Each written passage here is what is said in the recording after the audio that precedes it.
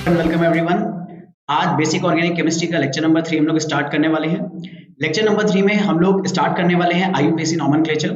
और IUPAC nomenclature हम लोग कई पार्ट्स में कवर करेंगे। ये आईयूपीएसी नोमेनक्लेचर का फर्स्ट पार्ट होने वाला है। आज से हम लोग नोमेनक्लेचर के बहुत ही बेसिक फंडामेंटल्स को स्टडी करेंगे।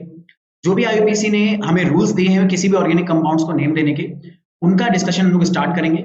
और मैं कोशिश करूंगा 3 से 4 पार्ट के अंदर ये पूरा का पूरा टॉपिक आपका बहुत अच्छे से कवर हो जाए। जितने भी छोटे छोटे की पॉइंट्स होते हैं किसी भी ऑर्गेनिक कंपाउंड को नेम देने के लिए, वो हमें पता चल जाए। क्योंकि ऑर्गेनिक केमिस्ट्री में आईयूपीएसी नोमेनक्लेचर से हर साल किसी ना किसी एग्जाम में कोई ना कोई बढ़िया क्वेश्चन आता रहता है जो आईयूपीएसी के रूल्स पर बेस्ड है। तो उन रूल्स को अंडरस्टैंड करना हमारे लिए बहुत ज्यादा जरूरी है। ठीक है, कई सारे छोटे छोटे ऐसे रूल्स होते हैं जो हमें पता नहीं होते, जिनकी वजह से हमारा नोमेनक्लेचर कभी कभी रॉन्ग हो जाता है।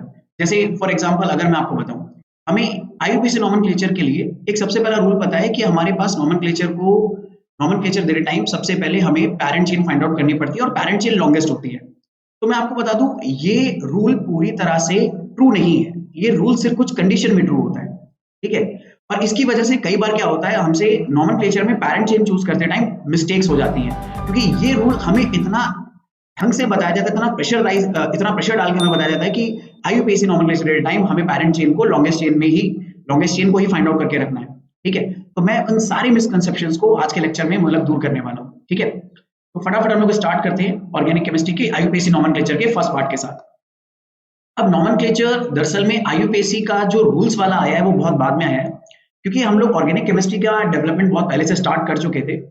तो उन ऑर्गेनिक कंपाउंड्स को नाम देने के लिए जो हम लोगों ने शुरुआत में फाइंड आउट करे थे, हम ट्रिवियल नोमेनक्लेचर फॉलो करते थे। ट्रिवियल नोमेनक्लेचर में क्या होता था कि हम लोग ऑर्गेनिक कंपाउंड जहां से मिल रहा है उसके हिसाब से नाम देते थे।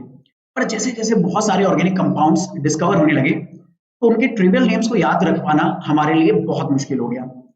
तो उस जगह पर फिर आईयूपीएसी जो ऑर्गेनाइजेशन है उसने हमारी हेल्प करी और उसने ऐसे सेट ऑफ रूल्स बनाए जिनकी हेल्प से हम लोग उन रूल्स को फॉलो करते हुए और अलग अलग ऑर्गेनिक कंपाउंड्स को सिस्टमैटिक नेम दे सकते हैं। तो बेसिकली में आईयूपीएसी नोमेनक्लेचर क्या है, ये ऑर्गेनिक केमिस्ट्री में किसी भी कंपाउंड को नेम देने के लिए सिस्टमैटिक रूल्स को क्या करता है, फॉलो करता है। और आईयूपीएसी क्या है, आईयूपीएसी एक ऑर्गेनाइजेशन है जो केमिस्ट्री के रूल्स को क्या करती है, एक्सप्लेन करती है सभी लोगों के लिए।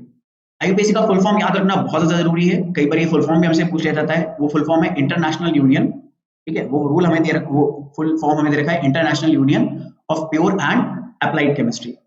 ठीक है, अब इस सिस्टमैटिक नोमेनक्लेचर का बेनिफिट क्या है, why do we need to follow these rules? तो भाई बड़ा सिंपल सा आइडिया है।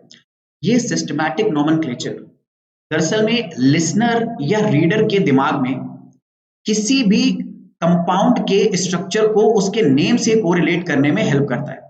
मतलब आपको बस मैं नाम बताऊंगा, नाम से आपको स्ट्रक्चर पता चल जाएगा।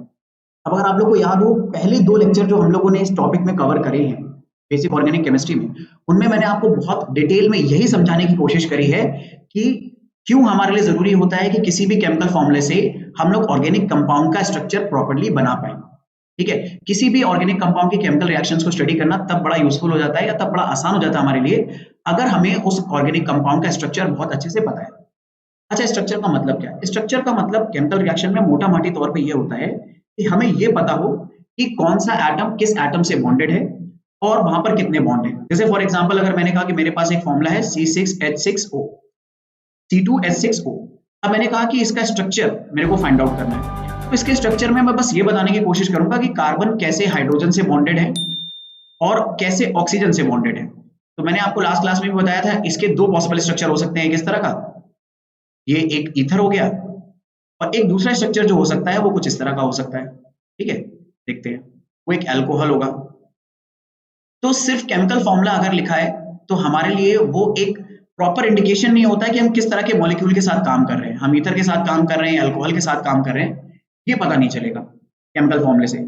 इससे पता चलेगा अगर हमने उसका प्रॉपर स्ट्रक्चर बनाया। स्ट्रक्चर में हमें बस ये शो करना होता है कि कौन सा एटम किस एटम से बॉन्ड है और वहां पर कितने बॉन्ड है। भाई सिंगल बॉन्ड भी हो सकता है, डबल बॉन्ड भी हो सकता है, ट्रिपल बॉन्ड भी हो सकता है। तो स्ट्रक्चर से हमें ये इंफॉर्मेशन मिल जाती है। और एक और हमारे पास बेनिफिट जो होता है कि अगर हम नाम दे दें और नाम को अगर रिलेट कर पाए स्ट्रक्चर के साथ, तो हमारे लिए चीजें और भी ज्यादा क्या हो जाएंगी, सिंप्लीफाइड हो जाएंगी। चलिए, अब जैसे मैंने आपको बताया कि आईयूपीएसी ने नॉमेनक्लेचर देने का जो मेथड है या जो रूल्स बताया बहुत बाद में बताए, उससे पहले ऑर्गेनिक कंपाउंड्स को नाम देने का हमारे पास ट्रिवियल सिस्टम था। ट्रिवियल सिस्टम में हम ऑर्गेनिक कंपाउंड को कैसे नाम देते थे कि वो ऑर्गेनिक कंपाउंड जिस सोर्स से बनता था उस सोर्स से ही हम लोग उस ऑर्गेनिक कंपाउंड को नाम देते थे। जैसे एग्जांपल के लिए अगर मैं आपको बताऊं, सिट्रिक एसिड एक ऑर्गेनिक कंपाउंड है जिसका फॉर्मूला ये लिखा हुआ है आपके सामने विद स्ट्रक्चर। अब सिट्रिक एसिड एक्चुअली में इसका नाम कैसे पड़ा, तो क्योंकि सिट्रिक एसिड सिट्रस फ्रूट्स में मिलता था, ठीक है, जितने भी खट्टे फल होते थे उनमें सिट्रिक एसिड मिलता था, तो उन फ्रूट्स को हम लोग सिट्रस फ्रूट्स बोलते थे, तो उनसे ड्राइव होने वाला एसिड उसे हमने क्या बोल दिया, सिट्रिक एसिड बोल दिया। ऐसे एक और एग्जांपल है कि रेड आंट्स का जो स्टिंग होता है, ठीक है, उसमें हमें एक ऑर्गेनिक एसिड मिलता है, ठीक है, उस एसिड को हम लोग बोलते हैं फॉर्मिक एसिड। अब फॉर्मिक एसिड का ये रहा स्ट्रक्चर, ये बना हुआ है, ठीक है। इसका नाम फॉर्मिक एसिड क्यों पड़ा, क्योंकि लैटिन लैंग्वेज में, लैटिन वर्ड्स में रेड आंट्स को बोला जाता है फॉर्मिका, और फॉर्मिका से मिलने वाला एसिड जो है वो क्या हो गया, फॉर्मिक एसिड। इसी तरह से यूरिन में यूरिया मिलता है हमें, तो हमने ऐसे ही नाम दे दिया उसका यूरिया। तो ये ट्रिवियल नेम थे, लेकिन जब बहुत सारे ऑर्गेनिक कंपाउंड्स हमने डेवलप करना स्टार्ट कर दिया, डिस्कवर करना स्टार्ट कर दिए, तो फिर हमें पता चला कि ये ट्रिवियल नेम हमारे लिए उतने ज्यादा यूजफुल नहीं होंगे, ठीक है। यहाँ पर कुछ और कॉमन ट्रिवियल नेम्स की हमें लिस्ट दे रखी है, ठीक है। जैसे CH4 जो कंपाउंड है उसका जो केमिकल नेम है या कॉमन नेम जो है वो मीथेन। इस स्ट्रक्चर का जिसमें 4 कार्बन है, देयर आर 4 कार्बन्स, ठीक है, तो ये है एन ब्यूटेन। इस स्ट्रक्चर को हम लोग बोलते हैं आइसोब्यूटेन। ट्रिवियल नेम्स को कॉमन नेम भी बोला जाता है। ये हमारा नियोपेंटेन हो गया, ठीक है, ये हमारा एन प्रोपेल अल्कोहल हो गया, HCHO फॉर्मल्डिहाइड है, ठीक है। ये जो स्ट्रक्चर है इसको मैं ऐसे लिख सकता हूँ ओपन करके, 2 बार मेरे पास CH3 है, मैं ऐसे लिख सकता हूँ CH3CO CH3। ये जो मॉलिक्यूल है ये एक्चुअली में क्या है, एसीटोन है। ऐसे CH3 ये इसका कॉमन नेम है विच इज क्लोरोफॉर्म। अब आपको याद हो क्लोरोफॉर्म क्या होता है, एक एनेस्थेटिक होता है, जैसे पुरानी पिक्चरों में विलन्स क्या करते थे, किडनैपिंग वगैरह के लिए इस्तेमाल करते थे, ठीक है। लेकिन क्लोरोफॉर्म बहुत ही ज्यादा फेटल होता है, अगर इसकी जरा से भी एक्स्ट्रा डोज हो जाए, ठीक है, तो वो हमारे लिए बहुत ही फेटल हो सकती है। इसलिए अब एज एनेस्थीसिया क्लोरोफॉर्म का यूज हम लोग नहीं करते, ठीक है। ऐसे ही बहुत सारे अलग अलग ऑर्गेनिक कंपाउंड्स के हमें कॉमन नेम दे रखे हैं। इन्हें पूरी तरह से अभी मेमोराइज करने की कोई खासा जरूरत नहीं है, क्योंकि जैसे जैसे हम लोग ऑर्गेनिक केमिस्ट्री को आगे पढ़ते चले जाएंगे, ये नेम्स इतना फ्रीक्वेंटली इस्तेमाल होंगे कि आपको उनके स्ट्रक्चर और नेम बहुत अच्छे से याद हो जाएंगे।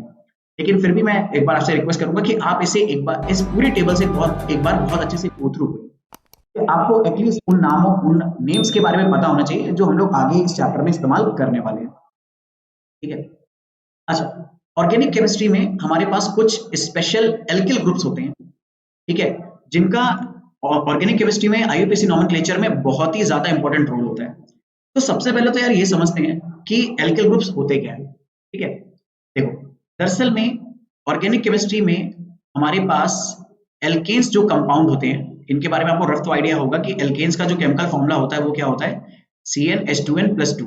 जैसे एग्जांपल के लिए CH4, ठीक है, अगर मैं n की वैल्यू 1 डाल दूं तो यहाँ 1 हो जाएगा, और यहाँ पे 2 × 1 2 + 2 4 CH4। तो मीथेन एक एल्केन है। अब एल्केन्स में से जब हम एक हाइड्रोजन हटा देते हैं तो ऑब्वियसली जिस कार्बन से हाइड्रोजन हम हटाएंगे उसकी एक वैलेंसी इनकम्प्लीट हो जाएगी, उसका ऑक्टेट फुलफिल नहीं रहेगा। तो कभी भी एल्केन से जब हम एक हाइड्रोजन विड्रॉ कर देते हैं तो इसकी वजह से जो ग्रुप क्रिएट होता है उस ग्रुप को हम लोग बोलते हैं एल्किल ग्रुप। और ये एल्किल ग्रुप में कार्बन की वैलेंसी इनकम्प्लीट होती है, तो ये किसी दूसरे कार्बन या दूसरे कार्बन चेन में किसी एक कार्बन से क्या हो सकता है, कंबाइंड हो सकता है। तो अगर मैं रफली आपको बताऊं कि एल्किल ग्रुप क्या होते हैं, तो किसी भी एल्केन में से, एल्केन का जो जनरल सिंबल होता है वो RH होता है, ठीक है। किसी भी एल्केन में से अगर मैं हाइड्रोजन को निकाल देता हूं तो हमारे पास एक R ग्रुप बचेगा। इस R ग्रुप में कार्बन होंगे, हाइड्रोजन होंगे, और एक ना एक ऐसा कार्बन जरूर होगा जिसकी वैलेंसी अभी इनकम्प्लीट है, उसके अराउंड 4 बॉन्ड पूरे बने नहीं होंगे। तो इस R ग्रुप को हम लोग बोलते हैं एल्किल ग्रुप, ठीक है। और ये कुछ बहुत ही इंपॉर्टेंट एल्किल ग्रुप हैं जिनके नेम आपको याद रखना और जिनके स्ट्रक्चर आपको याद रखना जरूरी होता है नोमेनक्लेचर के लिए। जैसे सबसे पहला, सबसे सिंपलेस्ट जो है वो है CH3, जिसका नेम है मेथिल। CH3 CH2, इसमें इस कार्बन के पास आप ध्यान से देखो वैलेंसी इनकम्प्लीट है, तो इस ग्रुप को हम लोग बोलते हैं एथिल ग्रुप। कई बार एथिल ग्रुप को लिखने के लिए हम अपना टाइम सेव करते हैं और उसे CH3 CH2 पूरा ओपन स्ट्रक्चर लिखने की बजाय क्या लिख देते हैं, C2H5। तो अगर C2H5 लिखा है तो आप अपने आप समझ जाना कि आप इसे इस तरह से CH2 CH3 के फॉर्म में ओपन कर सकते हो। और एक छोटी सी बात याद रखना, एथिल ग्रुप जब भी ऑर्गेनिक कंपाउंड में किसी चेन में आप लिंक करोगे तो हमेशा वो CH2 वाले कार्बन से लिंक्ड होगा, CH3 वाले कार्बन से लिंक नहीं हो सकता कि वहां पर उसका बॉन्ड इनकम्प्लीट है। मेरा कहने का मतलब क्या है, जैसे मान लो ये कार्बन की एक चेन है और इस कार्बन की चेन में मैं इस कार्बन पे C2H5 ग्रुप यानी एथिल ग्रुप और लगाना चाहता हूं, तो मैं ऐसे नहीं लगा सकता जैसे कि मैं CH3 लगा दूं और बाद में CH2 लगा दूं। ये स्ट्रक्चर अगर मैंने C2H5 का लगा दिया यहाँ पे तो ये गलत है, ठीक है, क्योंकि इस कार्बन को तो ऑलरेडी ऑक्टेट कंप्लीट हो चुका था, ठीक है, वो तो लग नहीं सकता था यहाँ पर, तो लगेगा क्या, लगेगा ये यहाँ पर CH2 से। अब हर कार्बन का ऑक्टेट कंप्लीट है, हर कार्बन का अराउंड 4 बॉन्ड कंप्लीटेड, ठीक है। ऐसे हमारे पास प्रोपिल स्ट्रक्चर होता है। अब देखो यहाँ पर प्रोपिल स्ट्रक्चर के लिए बड़ी इंटरेस्टिंग चीज हमें देखने को मिलती है। जैसे मैं आपको बताऊं, जैसे एग्जांपल के लिए देखो, ये एक प्रोपेन कंपाउंड हमें दे रखा है। अब हमें पता है प्रोपेन से प्रोपिल बनाने के लिए हमें क्या करना होगा, इससे हाइड्रोजन निकालने होंगे। अब जरा ध्यान से देखो, यहाँ पर हमारे पास दो स्पेशल टाइप के कार्बन है, एक ये वाला और एक ये वाला, और इन दोनों के पास हाइड्रोजन है। अब अगर मैं इसे नंबर दे दूं, जैसे लेट से 1 और लेट से 2, तो अगर मैं फर्स्ट कार्बन से हाइड्रोजन हटाता हूं तो ध्यान से देखिए स्ट्रक्चर कैसा आएगा, CH3 CH2। अब फर्स्ट कार्बन का एक बॉन्ड क्या रहेगा मेरे पास, इनकम्प्लीट रहेगा, तो मैं उसका स्ट्रक्चर ओपन कर देता हूं, ठीक है। उसका बॉन्ड इस तरह से ओपन डैश बनाने का मतलब होता है कि अभी इस कार्बन को एक बॉन्ड बनाना है अपना ऑक्टेट कंप्लीट करने के लिए। ऐसे इस कार्बन के साथ अगर मैं काम करूं, तो इस कार्बन के साथ अगर मैं काम करता हूं तो यहाँ पर एक बॉन्ड और आ जाएगा और ये CH3 आ गया। तो हमें दिख रहा है कि दो एल्किल ग्रुप बन रहे हैं, लेकिन इसमें सबसे साइड वाले कार्बन के पास या टर्मिनल कार्बन के पास एक वैलेंसी इनकम्प्लीट है, जबकि यहाँ पर एक मिडिल वाले कार्बन के पास एक वैलेंसी इनकम्प्लीट है। तो प्रोपेन से अलग अलग हाइड्रोजन निकालने पर अलग अलग टाइप के एल्किल ग्रुप्स बनते हैं, ठीक है। तो हमें इनके अलग अलग नेम देने पड़ेंगे, इनका एक कॉमन नेम नहीं दिया जा सकता। तो जैसे मैं आपको बता दूं, ऊपर वाले एल्केन को हम लोग, ऊपर वाले एल्किल ग्रुप को हम लोग बोलते हैं प्रोपिल ग्रुप या एन प्रोपिल ग्रुप, पर नीचे वाला जो ग्रुप है इसका एक स्पेशल नेम है, this is called isopropyl group. Isopropyl structure जो होता है बड़ा ही इंपॉर्टेंट होता है कॉमन नेम देने के लिए। आइसोप्रोपिल की पहचान क्या होती है, इसमें एक टर्मिनल कार्बन पे, टर्मिनल कार्बन से जस्ट पहले वाला कार्बन जो है, भाई टर्मिनल कार्बन या तो ये है या ये है, टर्मिनल का मतलब होता है सबसे लास्ट में जो कार्बन होगा, ठीक है। तो अब उस कार्बन से एक पहले वाला कार्बन जो होगा उससे दो CH3 ग्रुप क्या रहते हैं, अटैच। कभी भी अगर इस तरह से लास्ट कार्बन से जस्ट पहले वाला कार्बन यानी सेकंड लास्ट कार्बन से अगर दो CH3 ग्रुप अटैच है एक साइड पे, अब ये लास्ट कार्बन किधर भी हो सकता है, ठीक है, कहीं पर भी आपको इस तरह से दो CH3 group second last carbon पे अटैच मिले तो आप समझ जाना वो ग्रुप कैसा हो गया, वो ग्रुप आइसोप्रोपिल हो जाएगा, ठीक है। ऐसे हमारे पास और भी अलग अलग टाइप के ग्रुप होते हैं। तो देखो हमारे पास प्रोपेन से बनने वाले दो ग्रुप मैंने बताया, प्रोपिल और आइसोप्रोपिल। ऐसे ही ब्यूटेन से क्या हो सकता है, अलग अलग ग्रुप बन सकते हैं, ब्यूटाइल बन सकता है, आइसोब्यूटाइल। देखो आइसोब्यूटाइल में भी वही हो रहा है, ये सेकंड लास्ट कार्बन है, देखो इस सेकंड लास्ट कार्बन पे दो CH3 ग्रुप क्या है, अटैच है, और टोटल इस ग्रुप में 4 कार्बन है, इसलिए हमने यहाँ पर ब्यूट वर्ड का यूज करा है। याद रखना जब भी हमारे पास 4 कार्बन होंगे तो हम ब्यूट वर्ड का यूज करते हैं, ठीक है। अब यहाँ पर भी 4 कार्बन है, देखो 1 2 3 4, लेकिन इसमें इस कार्बन के पास एक तरफ CH3 CH2 अटैच और एक तरफ CH3, इसे आइसो ग्रुप नहीं बोलते, इसे हम लोग बोलते हैं secondary butyl group. Secondary butyl group बनता कैसे है, देखो फॉर एग्जांपल जैसे ये मेरे पास मान लीजिए ब्यूटेन है, ये ध्यान से देखिए, दिस इज ब्यूटेन। ब्यूटेन में टोटल 4 कार्बन होते हैं। अब अगर ब्यूटेन में मैं इस कार्बन से एक हाइड्रोजन निकाल देता हूँ सेकेंड वाले कार्बन से, ठीक है, ये फर्स्ट हो गया, ये सेकेंड, ऐसे मैंने रैंडमली नंबर दिए। तो अगर मैं उस कार्बन से हाइड्रोजन विड्रॉ करता हूँ तो देखो यहाँ पर इस कार्बन पे वैलेंसी इनकम्प्लीट हो जाएगी या एक बॉन्ड ओपन हो जाएगा, ठीक है। तो इस स्ट्रक्चर को अपन बोलते हैं सेकेंडरी ब्यूटाइल ग्रुप। इनके नेम याद रखना हमारे लिए बहुत ज्यादा जरूरी होता है। ऐसे टर्शियरी ब्यूटाइल होगा, पेंटाइल होगा, आइसोपेंटाइल होगा, तो एक बार इन स्ट्रक्चर से गो थ्रू हो जाएगा ये। और सबसे इंपॉर्टेंट स्ट्रक्चर जो है मैं आपको बता दूं इसमें, जो आपको याद रखने हैं, ठीक है, ये methyl, ethyl, propyl, isopropyl, butyl, isobutyl, secondary butyl, tertiary butyl. ये नियोपेंटाइल कैसा होता है ये जरूर याद रखिएगा, आइसोपेंटाइल कैसा होता है ये जरूर याद रखिएगा, ठीक है। आइसोपेंटाइल तो खैर इतना इंपॉर्टेंट नहीं है, लेकिन ये जितने भी स्टार वाले ग्रुप हैं ये आपको बहुत अच्छे से पता होने चाहिए ऑर्गेनिक केमिस्ट्री में नॉमेनक्लेचर को परफॉर्म करने के लिए, ठीक है। तो इनके स्ट्रक्चर और इनके नेम याद रखिएगा। और सबसे जरूरी बात क्या याद रखना है कि एक एल्केन से एल्किल ग्रुप कैसे बनता है, तो किसी भी एल्केन में से अगर एक हाइड्रोजन हम विड्रॉ कर देंगे तो जो ग्रुप हमारे पास बचेगा वो होगा एल्किल ग्रुप। ठीक है, अब हम लोग ये समझते हैं कि ऑर्गेनिक केमिस्ट्री को जब हमें नाम देना होता है, ऑर्गेनिक केमिस्ट्री में किसी भी ऑर्गेनिक कंपाउंड को, तो जैसे मैंने बताया वो एक सिस्टमैटिक नोमेनक्लेचर है, यानी एक सिस्टम को फॉलो करने वाला है। ठीक है, और एक सिस्टम का मतलब है, जैसे अगर मैं आपसे पूछता हूँ कि जो सचिन तेंदुलकर है उसका पूरा नाम क्या है, तो कोई भी बोलता है कि उसका पूरा नाम है सचिन रमेश तेंदुलकर। तो यहाँ पर हुआ क्या, दरअसल में इस नाम में कई अलग अलग पार्ट्स हैं। जैसे सबसे पहला पार्ट है सचिन। सचिन एक्चुअली में क्या है, सचिन तेंदुलकर का रियल नेम है, ठीक है, ऑफिशियल नेम है। रमेश क्या है, रमेश उनके फादर का नेम है, और तेंदुलकर उनका सरनेम है। तो किसी भी पर्सन को नाम देते टाइम हम एक सिंटेक्स फॉलो करते हैं, हम बताते हैं कि सबसे पहले उसका नाम आएगा, फिर उसके फादर का, फिर उसका सरनेम। इसी तरह से ऑर्गेनिक केमिस्ट्री में जब भी हम आईयूपीएसी नोमेनक्लेचर्स को फॉलो करते हुए नेम देंगे, तो उन नेम्स में भी कई पार्ट्स होते हैं, और उन पार्ट्स को एक ऑर्डर में हमें फॉलो करना होता है, जिसे हम लोग बोलते हैं सिंटेक्स। तो किसी भी ऑर्गेनिक कंपाउंड में दरअसल में बहुत सारे अलग अलग पार्ट्स होते हैं। जैसे क्या क्या पार्ट होते हैं, सबसे पहले तो वो समझते हैं। किसी भी ऑर्गेनिक कंपाउंड में हमारे पास एक पैरेंट चेन जरूर होगी। जैसे कि आप यहाँ पर ये देख रहे हो, ये बड़ा सा बॉक्स जो हमने बनाया है, ये एक पैरेंट चेन है। पैरेंट चेन को फाइंड आउट करने के लिए अलग अलग रूल्स होते हैं, जिन्हें हम आगे पढ़ने वाले हैं। अब हमारे पास ऑर्गेनिक केमिस्ट्री में पैरेंट चेन होता है किसी भी ऑर्गेनिक कंपाउंड में। फंक्शनल ग्रुप हो सकते हैं, फंक्शनल ग्रुप हमेशा हो ऐसा जरूरी नहीं है। फंक्शनल ग्रुप क्या होते हैं, ये ऐसे ग्रुप्स होते हैं जिनके लगे होने पर ऑर्गेनिक कंपाउंड एक सर्टेन टाइप के रिएक्शंस वगैरह क्या करता है, फॉलो करता है, सर्टेन टाइप की प्रॉपर्टीज फॉलो करता है। मतलब वो ग्रुप अगर ऑर्गेनिक कंपाउंड में हम लोग लगा देंगे तो उसके फंक्शन करने का तरीका चेंज हो जाएगा। जैसे मान लो OH लगाए तो वो एक सर्टेन टाइप से फंक्शन करेगा, एक सर्टेन टाइप की केमिकल रिएक्शन देगा। OH की बजाय अगर मैं CH लगा दूं, CH भी एक फंक्शनल ग्रुप है, तो OH हटाकर CH लगाने पर जो इसका नेचर है, यानी जो इसकी प्रॉपर्टीज है, वो भी चेंज हो जाएंगी, और इसके फंक्शन करने का तरीका चेंज हो जाएगा। इसीलिए ऐसे ग्रुप्स को हम लोग बोलते हैं फंक्शनल ग्रुप। अब मोस्ट कॉमन फंक्शनल ग्रुप में जैसे OH हो गया, COH हो गया, CHO हो गया, ठीक है, हमारे पास अमाइड आएगा, और भी बहुत सारे आएंगे। पूरी टेबल है इसकी जो मैं आपके साथ शेयर कर दूंगा, ठीक है, उसे भी देखेंगे हम लोग। और जैसे कि यहाँ पर भी हमारे पास फंक्शनल ग्रुप है। अच्छा, Br जो फंक्शनल ग्रुप होता है उसे एक स्पेशल नेम दिया जाता है, इन्हें ये भी बोला जाता है सब्स्टिट्यूएंट, ठीक है। और कभी कभी हमारे पास क्या होता है, पैरेंट चेन के अलावा भी कार्बन की चेन होती है, जिन्हें हम लोग बोलते हैं ब्रांच। कई बुक्स में आपको मिला गया ये लिखे हुए कि ये साइड चेन है।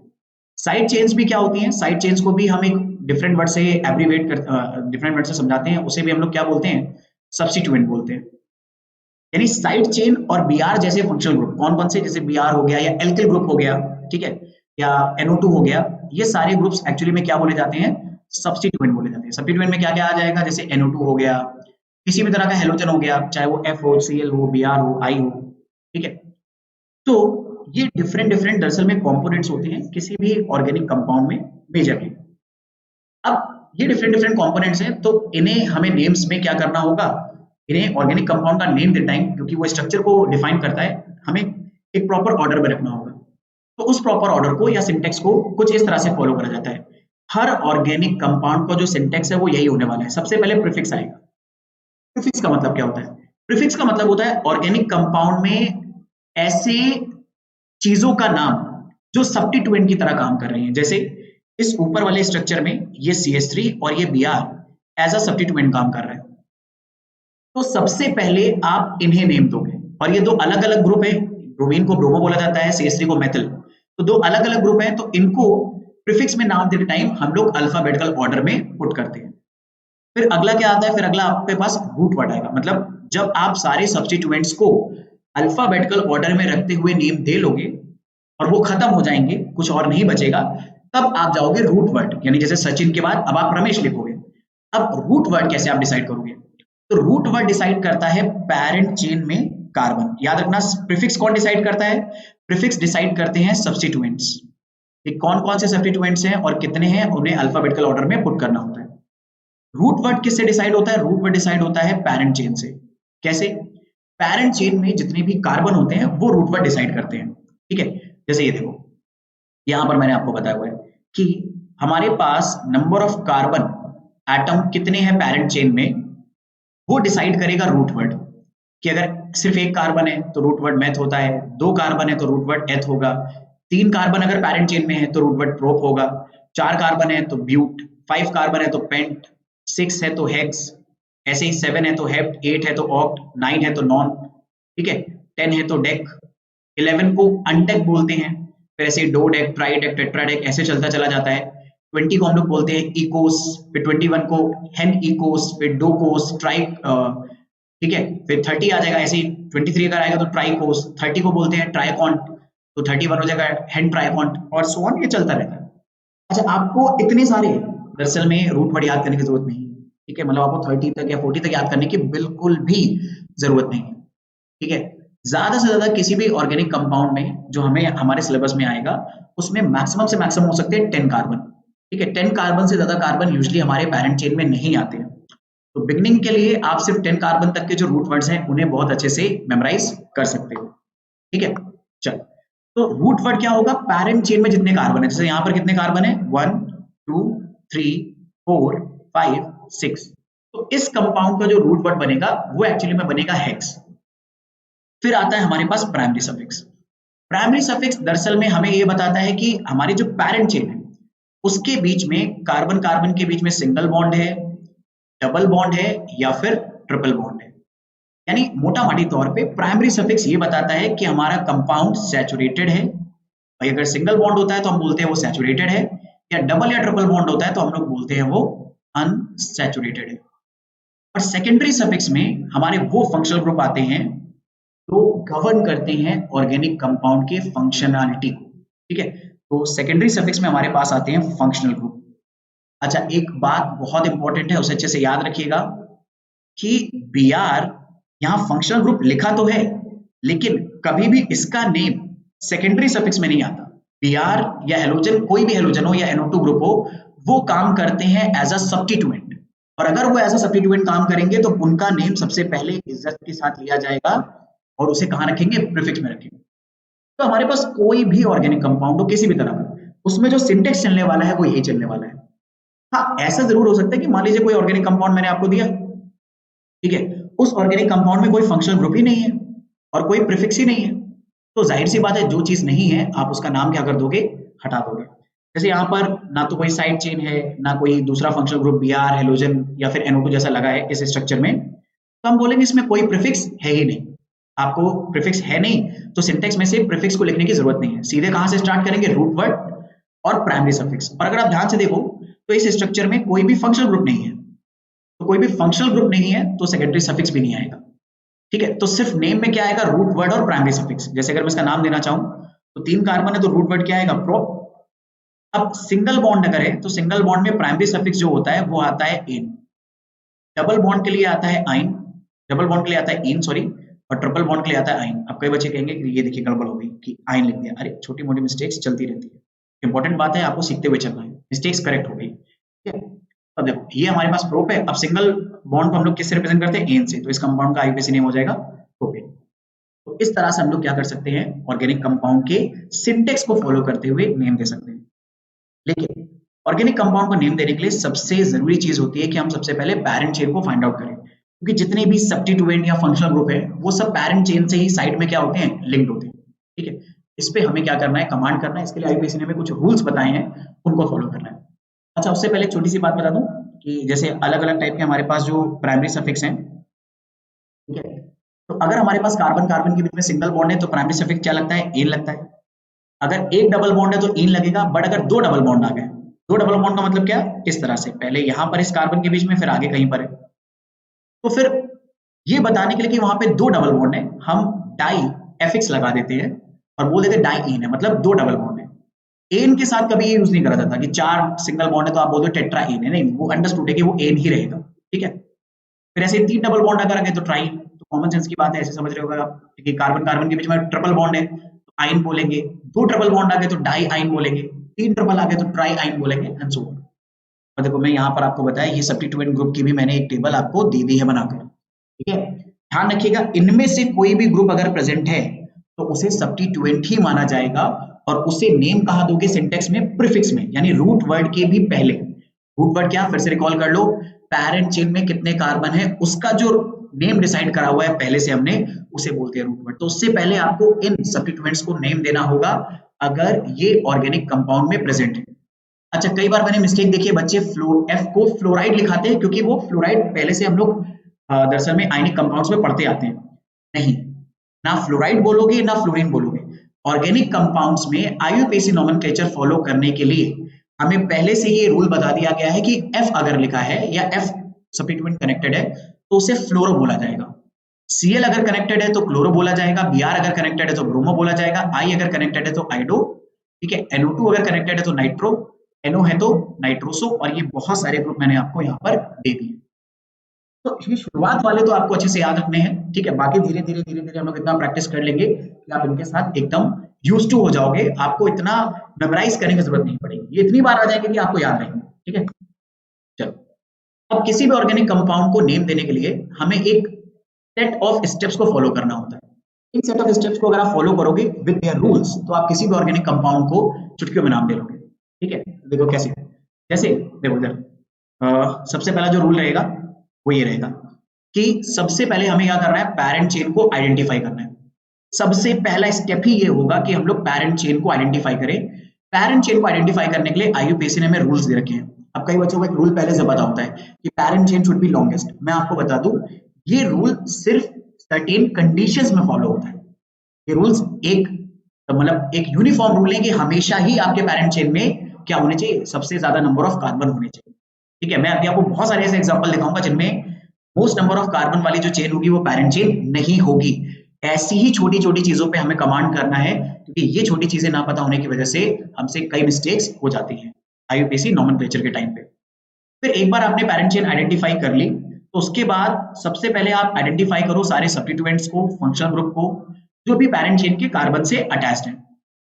जब आप उनको आइडेंटिफाई कर लोगे, उन सब्स्टिट्यूएंट्स को, फंक्शनल ग्रुप को, तो उसके बाद आप क्या करो, पेरेंट चेन के कार्बन्स को नंबरिंग दो। अब नंबरिंग के भी रूल्स होते हैं। जैसे मान लो आपने पेरेंट चेन ये चूज करी तो भाई पेरेंट चेन के दो एंड होते हैं, एक इधर एक इस तरफ। तो नंबरिंग या तो आप एक एंड से दूसरे एंड की तरफ कर सकते हो या दूसरे एंड से पहले एंड की तरफ कर सकते हो। कौन सी नंबरिंग सही होगी, ठीक है, इसके लिए भी सेट ऑफ रूल्स बने हैं, उनको हमें फॉलो करना होता है, ठीक है। अच्छा, आपको आईयूपीएसी नोमेनक्लेचर देते टाइम फॉलो इन्हीं स्टेप्स को करना है सबसे पहले, और इसी ऑर्डर में। सबसे पहले पेरेंट चेन, फिर सारे सब्स्टिट्यूएंट्स वगैरह को आइडेंटिफाई कर लो, और फिर उसके बाद क्या करो, नंबरिंग करो विद गिवन रूल्स। अब सबसे पहले हम लोग क्या करते हैं, उन रूल्स को अंडरस्टैंड करते हैं, और सबसे पहले पढ़ेंगे पेरेंट चेन को फाइंड आउट करने के रूल। जैसे मैंने बताया, पेरेंट चेन हमेशा लॉन्गेस्ट हो ऐसा जरूरी नहीं है। तो ये 4 गोल्डन रूल हैं पेरेंट चेन को फाइंड आउट करने के। These 4 rules are golden rules to find any parent chain, ठीक है। किसी भी कंपाउंड में पेरेंट चेन को फाइंड आउट करने के लिए गोल्डन रूल्स है, और आपको इसी ऑर्डर में रूल्स को फॉलो करते हुए जाना है। यानी सबसे पहले आप क्या देखोगे पेरेंट चेन में, कि पेरेंट चेन चूज करते टाइम आपके पास सबसे ज्यादा फंक्शनल ग्रुप होने चाहिए। नोटिस करिए, ये सबसे पहला रूल और सबसे प्रायोरिटी वाला रूल है कि पेरेंट चेन में फंक्शनल ग्रुप्स जरूर होने चाहिए। अगर पेरेंट चेन में फंक्शनल ग्रुप नहीं आ रहे हैं पर चेन लंबी हो जा रही है तो आपकी पेरेंट चेन गलत है। कहने का मतलब क्या, जैसे एग्जांपल देखो ध्यान से, जैसे मैंने एक स्ट्रक्चर बनाया है, ये ध्यान से देखिएगा, और नीचे मैंने एक बहुत लंबी साइड चेन लगा दी, बहुत लंबी, मतलब उसमें बहुत सारे कार्बन लगा दिए इस तरह से, ठीक है। और मैंने कहा कि इसमें पेरेंट चेन फाइंड आउट करो। अब अगर आपको ये रूल पहले से मतलब थोड़े मार मार के बताया गया कि पेरेंट चेन लॉन्गेस्ट होनी चाहिए, लॉन्गेस्ट होनी चाहिए, लॉन्गेस्ट होनी चाहिए, तो कई बच्चे क्या करते हैं, वो इस चेन को पेरेंट चेन मान लेते हैं। तो मैं आपको बता दूं, this chain is not parent chain. ये पेरेंट चेन अगर आपने चूज करी तो ये रॉन्ग है, क्योंकि सबसे पहला रूल है पेरेंट चेन को फाइंड आउट करने का कि उसमें most number of functional group होने चाहिए। हमने एक फंक्शनल ग्रुप छोड़ दिया है। पेरेंट चेन भले ही लॉन्गेस्ट ना हो पर उसमें क्या जरूर होना चाहिए, सबसे ज्यादा फंक्शनल ग्रुप। हमने एक छोड़ दिया, वो छोड़ना अलाउड नहीं है। तो पेरेंट चेन हम जो पकड़ेंगे वो ये वाली पकड़ेंगे, this is going to be our parent chain. भले ही इसमें नंबर ऑफ कार्बन नीचे वाली चेन से कम हो पर वो चलेगा, पर फंक्शनल ग्रुप को छोड़ना बिल्कुल भी नहीं चलेगा। मैं आपसे यही बात बोल रहा था कि कई बार बुक्स में ये इंफॉर्मेशन नहीं दी होती और कई बार कई टीचर भी इस बात को मिस कर जाते हैं। तब हम क्या करने लगते हैं, रॉन्ग आईयूपीएसी नोमेनक्लेचर देने लग जाते हैं। तो रूल्स को ऐसे ही फॉलो करेगा कि पेरेंट चेन में सबसे ज्यादा फंक्शनल ग्रुप आने चाहिए, भले ही पेरेंट चेन क्या हो जाए, थोड़ी सी छोटी हो जाए, वो चलेगा। पर मान लीजिए पेरेंट चेन में, मतलब जो हमारे पास ऑर्गेनिक कंपाउंड है उसमें फंक्शनल ग्रुप है ही नहीं, ठीक है, या फिर वो जितने आ सकते थे आ गए, फिर अगर उससे भी हमारा जजमेंट नहीं मिल पा रहा है तब क्या करेंगे, तब हम सेकंड रूल पे जाएंगे। सेकंड रूल क्या कहता है कि पेरेंट चेन में most number of double and triple bond होने चाहिए। अभी भी देखिए, most number of double bond and triple bond, अभी भी लॉन्गेस्ट चेन यानी किसका वर्ड आया नहीं है कि मोस्ट नंबर ऑफ कार्बन होने चाहिए, ठीक है। यानी कहने का मतलब क्या है, जैसे मान लो सेम लॉजिक से अगर मैं बताऊं, ये मान लो मेरे पास कोई ऑर्गेनिक कंपाउंड है इस तरह से, और यहाँ पर मैंने एक बहुत लंबी सी क्या कर दी है, साइड में चेन लगा दी है। मैंने कहा कि आप इस ऑर्गेनिक कंपाउंड में पेरेंट चेन फाइंड आउट करो। तो फिर से अगर कोई स्टूडेंट क्या कर रहा है, लॉन्गेस्ट चेन के चक्कर में नीचे चला जा रहा है, तो वो गलत पेरेंट चेन चूज कर रहा है। This is not the correct parent chain. Parent chain कौन सी करेक्ट होगी, यहां पर मैं बता दूं, ये पेरेंट चेन रॉन्ग है, ये वाली करेक्ट पेरेंट चेन है, ठीक है, ये वाली correct chain, correct parent chain. ऐसे यहां पर देखो डबल बॉन्ड आगे हमें एक और मिल रहा है, तो अगर मैं डबल बॉन्ड को लूंगा, डबल बॉन्ड को लेता हूं, इंक्लूड करता हूं, तो मैं इस रूल को फॉलो कर रहा हूं, और रूल ही बोल रहा है कि पेरेंट चेन में मोस्ट नंबर ऑफ डबल या ट्रिपल बॉन्ड होने चाहिए, भले ही पेरेंट चेन की लेंथ क्या हो जाए, छोटी हो जाए, वो चलेगा। तो ये हमारी क्या होगी, करेक्ट पेरेंट चेन होगी। आई गेस मेरा आइडिया आपको क्लियर हो रहा है पेरेंट चेन को करेक्ट आइडेंटिफाई करने का। अच्छा, फिर अगला रूल क्या होता है कि मान लो अगर डबल बॉन्ड भी नहीं है, फंक्शनल ग्रुप भी नहीं है, तो कैसे चेक करेंगे। तो हमारे पास पेरेंट चेन में मोस्ट नंबर ऑफ सब्स्टिट्यूएंट्स या साइड चेन होनी चाहिए, मोस्ट नंबर ऑफ सब्स्टिट्यूएंट या फिर साइड चेन होनी चाहिए। इसका एग्जांपल देखते हैं फटाफट, कि most number of side chain या जैसे मैंने कहा सब्स्टिट्यूएंट्स होने चाहिए। जरा ये देखो ध्यान से, जैसे मान लो मैंने ये आपको एक कंपाउंड दिया, मैंने कहा भाई इसमें पेरेंट चेन फाइंड आउट करो। तो अब अगर कोई स्टूडेंट क्या करता है, वो सीधे सीधे ऐसे 5 कार्बन की चेन चूज कर ले, ध्यान से देखो, तो इधर कितने कार्बन है, 5 कार्बन हो गए इस चेन में, ठीक है। और अगर मैं पेरेंट चेन ये लेने की बजाय ये ब्लू कलर वाली फॉलो करूं, ऊपर चला जाऊं, तो इसमें भी 5 कार्बन है, इफ यू काउंट 1 2 3 4 5। अच्छा, ये मैं बस काउंटिंग कर रहा हूँ, ये रूल्स के अकॉर्डिंग अभी नंबरिंग नहीं कर रहा हूँ, बस ऐसे ही बस देखने के लिए कितने कार्बन है मैंने बता दिया कि ये यहाँ 5 कार्बन है। ऐसे ही अगर मैं रेड वाली चेन में चूज करूं, तो रेड वाली चेन में मेरे पास कितने कार्बन है, अगर मैं ध्यान से देखूं, और फिर से मैं बता दूं, अभी मैं नंबरिंग नहीं कर रहा हूं, बस आपको बता रहा हूं कितने कार्बन है, 1 2 3 4 5। अब दोनों साइड, दोनों चेन्स को देखने पर मुझे पता चला है दोनों जगह 5 कार्बन की चेन मिल रही है, यानी लेंथ से मैं डिसाइड नहीं कर सकता कि कौन सी चेन लॉन्गेस्ट है। तो अब मुझे कैसे पता चलेगा कि विच चेन इज पेरेंट चेन। तो वहां पर मेरे को हेल्प करता है दरअसल में ये थर्ड रूल। थर्ड रूल ये कहता है कि पेरेंट चेन में सबसे ज्यादा सब्स्टिट्यूएंट और साइड चेन होने चाहिए। और अगर मैं ध्यान से देखूं, ठीक है, अच्छा इसके साथ साथ क्या भी होने चाहिए, लॉन्गेस्ट भी हो तो चलेगा, तो मतलब सोने पे सुहागा वाली बात होगी ना, कि सबसे ज्यादा सब्स्टिट्यूएंट्स भी है और लॉन्गेस्ट भी है, तो वो सोने पे सुहागा वाली बात हो गई, ठीक है। अब देखो यहाँ पर भी 5 कार्बन है, यहाँ पर भी 5 कार्बन है, बट ब्लू वाली जो चेन है उसमें सब्स्टिट्यूएंट्स यानी साइड में देखो, यहाँ पर एक CH3 लटक रहा है, यहाँ पर एक CH3 लटक रहा है, और ये भी एक ग्रुप, देखो ध्यान से, ब्लू कलर वाली चेन में नहीं आया है, वो ब्लू कलर वाली चेन के कार्बन के बाहर लिंक्ड है, ये साइड चेन हो, यानी ब्लू कलर में हमारे पास, ठीक है, 3 साइड चेन है। लेकिन वही अगर मैं दरअसल में चूज कर लेता रेड कलर वाली चेन को, मैं दोबारा से क्लियर एक क्लीन स्ट्रक्चर बना देता हूं आपके लिए, ठीक है, अगर मैं रेड कलर वाली चेन को पिक करता, तो देखना कितनी साइड चेन होगी। साइड चेन का मतलब है पेरेंट चेन के कार्बन से कितने ग्रुप अटैच है। तो देखो ध्यान से, ये हमारा पेरेंट चेन का कार्बन है, और ये पूरा का पूरा ग्रुप इस कार्बन से अटैच है। अगर आप ध्यान से देखो, ये as a whole group count होगा, क्योंकि अब ये सारी चीजें इस कार्बन पे कनेक्टेड है, और ये कार्बन इस पेरेंट चेन के कार्बन से कनेक्टेड है, तो इसे क्या माना जाएगा, एक ही ग्रुप माना जाएगा, और ये बड़ी कॉम्प्लेक्स ग्रुप है, ठीक है, और ये बहुत ही कॉम्प्लेक्स ग्रुप है। तो अब जरा समझो, यहां पर हमें क्या मिल रहा है, एक ही सब्स्टिट्यूएंट या एक ही साइड चेन मिल रहा है, और यहाँ पे 3 ग्रुप्स मिल रहे हैं, ठीक है, और ऊपर से दोनों तरफ 5-5 कार्बन की चेन है। तो सही जो हमारा पेरेंट चेन होगा वो ब्लू कलर वाला होगा, और ये पेरेंट चेन हमारी क्या होगी, रॉन्ग होगी, ठीक है। और अगर मान लो इन तीनों रूल्स से आंसर नहीं मिल रहा है, या मान लो कहीं पर क्लैश हो जा रहा है रूल्स के बीच में, जैसे अभी हुआ कि दोनों तरफ से 5-5 कार्बन थे, ठीक है, तो हम फिर क्या करेंगे, लास्ट में पेरेंट चेन में देखेंगे सबसे ज्यादा नंबर ऑफ कार्बन होने चाहिए। कहने का मतलब क्या है, ठीक है, कहने का मतलब ये है कि जैसे मान लीजिए किसी इस तरह का केस मिला आपको,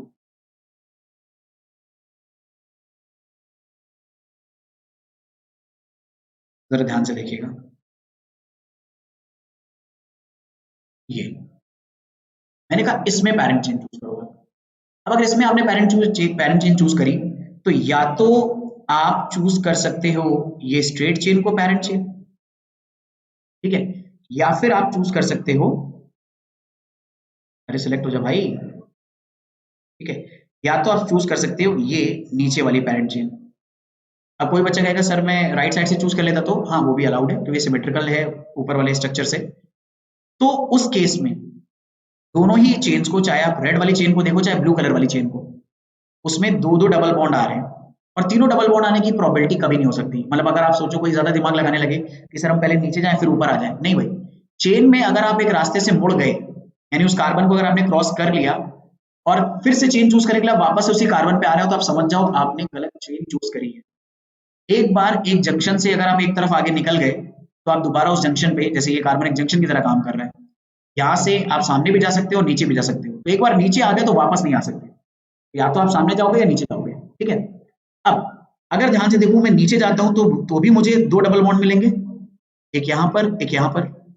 अगर मैं सामने जाता हूं तो भी मुझे दो डबल बॉन्ड मिलेंगे, यानी रेड वाली चेन को फॉलो करूंगा तो भी दो डबल बॉन्ड है, नीचे चला जाऊंगा तो भी दो डबल बॉन्ड है। यानी मैं सेकंड रूल से अब जजमेंट नहीं कर सकता, क्योंकि सेकंड रूल तो बोलता था कि भाई most number of double bond होने चाहिए। अब मुझे दोनों जगह दो दो डबल बॉन्ड मिले, तो मैं जजमेंट कैसे करूं? तो अब जजमेंट के लिए मेरे पास फोर्थ रूल मेरी हेल्प करेगा। जैसे मैंने कहा था ना, सेकंड रूल से अगर जजमेंट ना हो पाए तो आपको फर्दर आगे वाले रूल पे चले जाना है। अब पैरेंट चेन में सब्स्टिट्यूएंट वगैरह तो है नहीं, ठीक है, तो अब हम कैसे जजमेंट करेंगे कि मोस्ट नंबर ऑफ कार्बन किसमें है? Most number of carbon blue वाली चेन में है, तो ब्लू वाली चेन हमारी क्या होगी? Parent chain. और ये जो हमारा स्ट्रक्चर है 1 2 3 4 5, ये हमारा 5 कार्बन है, यहाँ पर कितने हो गए? 1 2 3 4 5 6 कार्बन हो गए। तो ये जो है ना, it is not a parent chain. ये वाली नहीं होगी, रेड वाली नहीं होगी, पर ब्लू वाली होगी।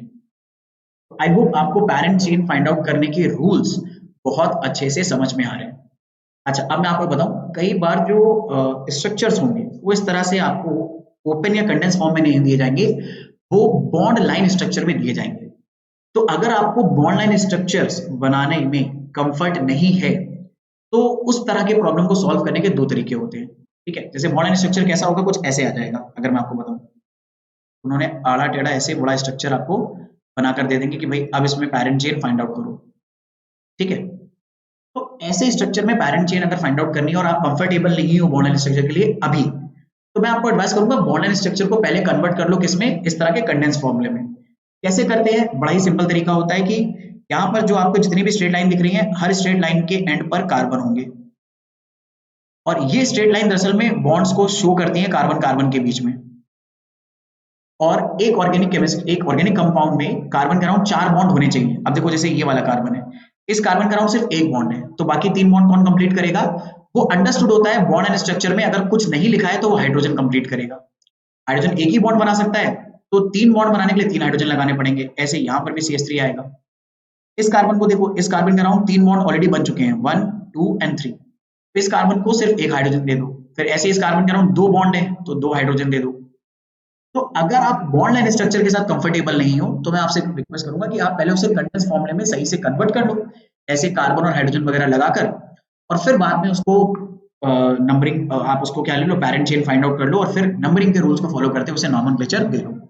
पर अगर आपको कमांड करना है बॉन्ड लाइन स्ट्रक्चर पे, इसके रूल्स को फॉलो करना है, तो सेकंड लेक्चर में मैंने बहुत डिटेल में कवर करा हुआ है, ठीक है, कि कैसे हम लोग बॉन्ड लाइन स्ट्रक्चर्स को बना सकते हैं कंडेंस फॉर्मूले से, और कैसे बना सकते हैं कंडेंस फॉर्मूले से बॉन्ड लाइन स्ट्रक्चर। तो उसे एक बार जरूर विजिट कर लीजिएगा, ठीक है। चलो अब आगे देखते हैं। अब एक बार पैरेंट चेन हमने फाइंड आउट कर ली, उसमें सब्स्टिट्यूएंट और क्या नाम है, साइड चेन वगैरह फाइंड आउट कर ली, तो अगला जो हमारे पास स्टेप होता है नॉमेनक्लेचर को परफॉर्म करने के लिए, वो होता है कि हम IUPAC नॉमेनक्लेचर में पैरेंट चेन को नंबर प्रोवाइड करें। भाई पैरेंट चेन में 2 एंड होंगे, किसी भी चेन के 2 एंड होते हैं, तो नंबरिंग कहां से करें? एक एंड से दूसरे एंड की तरफ, या दूसरे एंड से पहले एंड की तरफ? तो उसके लिए भी सर्टेन रूल्स हैं, ठीक है। जैसे सबसे पहला रूल है कि नंबरिंग आपको उस कार्बन से करनी है पैरेंट चेन के जिससे फंक्शनल ग्रुप अटैच है, या ऐसा करना है कि उस कार्बन को लोएस्ट पॉसिबल नंबर मिले जिससे फंक्शनल ग्रुप अटैच है। कहने का मतलब क्या है कहने का मतलब है जैसे मान लो मेरे पास एक इस तरह का कंपाउंड है, ठीक है, ये ध्यान से देखो। अब इसमें पैरेंट चेन तो ये हो जाएगी। ध्यान से देखना, OH एक फंक्शनल ग्रुप होता है जिसमें OH का ऑक्सीजन हमारे पैरेंट चेन के कार्बन से कनेक्टेड होता है। तो ये पैरेंट चेन हो गई, और पैरेंट चेन में ये कार्बन हमारा फंक्शनल ग्रुप से कनेक्टेड है, तो इसे पैरेंट चेन में जरूर होना चाहिए, ठीक है। अब जरा ध्यान से देखो, यहां पर क्या होगा, आपको नंबरिंग करनी है। अब नंबरिंग कोई पर्सन यहां से कर सकता है 1 2 3 4, और कोई पर्सन इस एंड से कर सकता है। अच्छा याद रखना, नंबरिंग एंड से एंड होनी चाहिए, किसी बीच वाले कार्बन से मत स्टार्ट कर देना, तो वो तो लॉजिकली क्या हो जाएगा, रॉन्ग हो जाएगा, ठीक है। एंड से एंड होगी नंबरिंग 1 2 3 4। अब कौन सी नंबरिंग सही है, ऊपर वाली या नीचे वाली? तो इसीलिए ये रूल बनाया गया है कि हम ऐसा चाहेंगे कि वो कार्बन पैरेंट चेन का जो फंक्शनल ग्रुप से अटैच है उससे लोएस्ट पॉसिबल नंबर मिले। तो लोएस्ट पॉसिबल नंबर कहां मिल रहा है, ऊपर देखो मिल रहा है 2 और नीचे मिल रहा है 3। तो लोएस्ट पॉसिबल नंबर ऊपर मिल रहा है, तो ऊपर वाली नंबरिंग सही है और नीचे वाली गलत है, ठीक है। फंक्शनल ग्रुप को क्या मिल रहा है, lowest possible number. Functional group is getting functional group से अटैच कार्बन, फंक्शनल ग्रुप को नहीं मिलेगा नंबर, फंक्शनल ग्रुप से अटैच कार्बन को मिलेगा। तो फंक्शनल ग्रुप से अटैच कार्बन को लोएस्ट पॉसिबल नंबर मिल रहा है, से attach carbon is getting lowest possible number. तो आई गेस आपको ये रूल समझ में आ रहा होगा। तो सबसे पहले आपको यही रूल चेक करना है, ये रूल्स भी उसी ऑर्डर में फॉलो होंगे जैसे ना हम लोगों ने नंबरिंग के लिए करा, पैरेंट चेन को फाइंड आउट करने के लिए करा था, कि सबसे पहले ये रूल फॉलो करा, इस रूल से अगर आंसर नहीं मिल रहा तो फिर सेकंड रूल पे गए, सेकंड रूल से अगर आंसर नहीं मिला या सही से हमें रिजल्ट नहीं मिला तो हम थर्ड रूल पे जाते हो, थर्ड रूल से नहीं मिला तो फोर्थ रूल पे जाते हैं। तो ऐसे ही आपको नंबरिंग के लिए भी इन्हीं रूल्स को ऐसे ही फॉलो करना होगा। सबसे पहले फंक्शनल ग्रुप से अटैच कार्बन को लोएस्ट पॉसिबल नंबर मिलना चाहिए। अच्छा यहाँ पर एक बड़ी इंटरेस्टिंग और कमाल की चीज बताता हूँ, कई बार ऐसा होगा कि पैरेंट चेन में जो फंक्शनल ग्रुप अटैच है ना, ठीक है, उसी में कार्बन होगा, जैसे COH।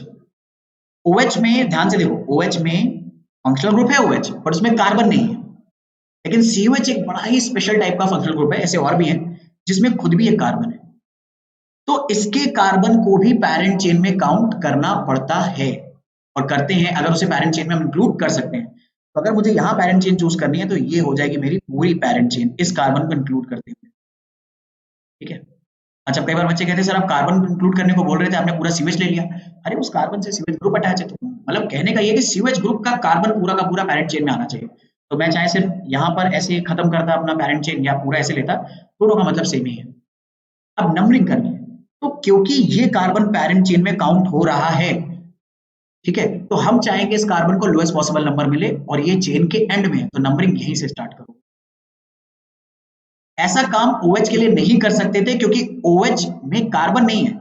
OH एक फंक्शनल ग्रुप है जो पैरेंट चेन के कार्बन से कनेक्टेड है, और उस चेन में पहले भी कुछ कार्बन प्रेजेंट हैं, तो नंबरिंग हमें उधर साइड वाले या एकदम एंड वाले कार्बन से ही करनी पड़ेगी।